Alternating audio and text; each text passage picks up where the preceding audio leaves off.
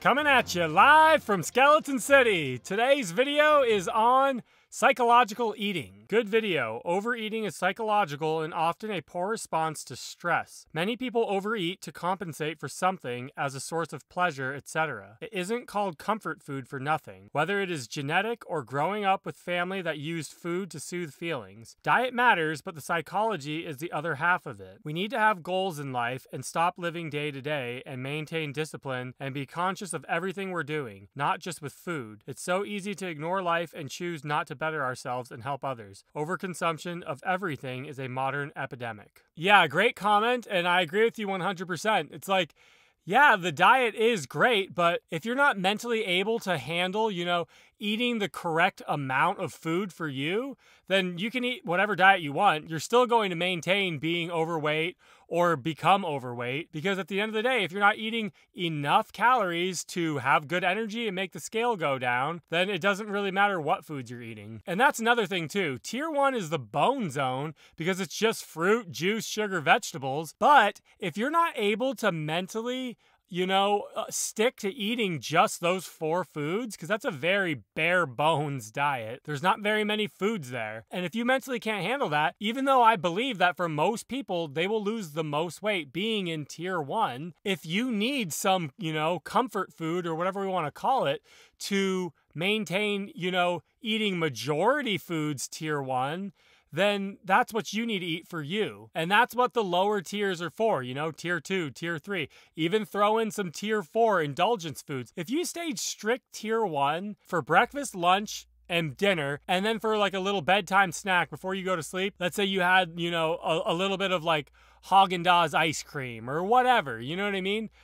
You just been eating fruit, juice, sugar, vegetables all day? Like, do you think that you won't lose weight eating, I don't know, a small amount of Haagen-Dazs ice cream just to keep you satiated and feeling like you're not, restricting yourself of everything? I guarantee you would lose weight. As long as you're not stuffing yourself from your tier 1 breakfast, lunch, dinner, a little bit of Haagen-Dazs ice cream is not going to kill you. And some people might need a little indulgence foods here and there, maybe just to keep them satiated or to keep it from not getting too boring.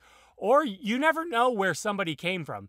Maybe somebody came from, I don't know. Maybe they came from a past where they didn't have a good family life growing up, and maybe their parents were, constantly fighting with each other. They came from a very traumatic youth, and maybe the one thing that made them happy in life was like pepperoni pizza or like a Snickers bar or whatever, you know what I mean? That's something that may need to be solved mentally with like therapy or whatever. But if you're not at that point yet, then throwing in a little indulgence, a little fun-sized Snickers bar or whatever will go so much further than trying to restrict that and take it out of your diet completely. And you're seeing everybody else have success. Like, everybody else is doing this so easy, just eating fruit and vegetables all day, whatever. And you're thinking like, you're going to try stick to that too and go against what you might actually need.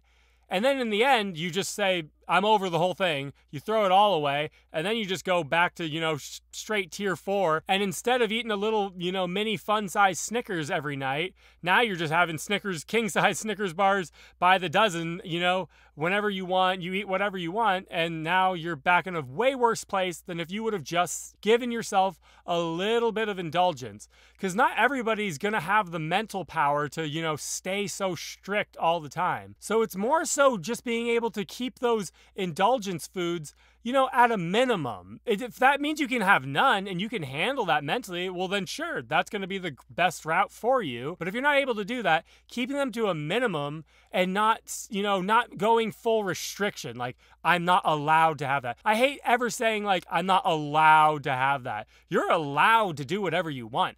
I can eat whatever I want. I'm allowed to eat whatever I want.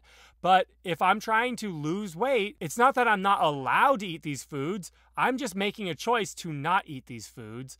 But if I want to have a little something here and there, then I will. Just because you broke your diet or you left from tier 1 to tier 3 or whatever it is you did, like, it doesn't matter. Like, it's not a video game where like, you have this streak and you're trying your best to like not break the streak. There is no streak. It doesn't matter.